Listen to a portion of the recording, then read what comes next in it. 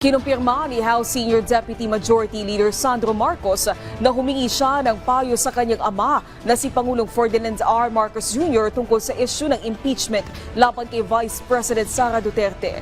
Ayon sa Congressman Marcos, sinabi ng presidente na gawin lang niya ang kanyang tungkulin at sundin ang kanyang obligasyon sa konstitusyon.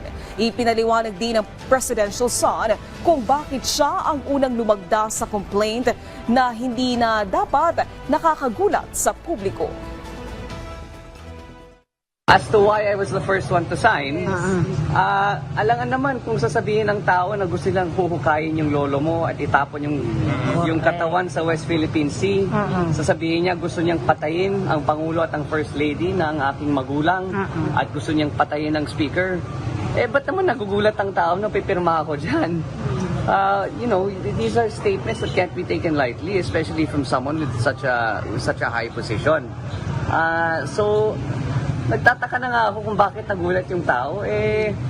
Alangan naman kung sasabihin mo, kukukain mo lolo ko. Of course, I'll be the first one to sign. That should come as no surprise. So that's why I was the first one to sign.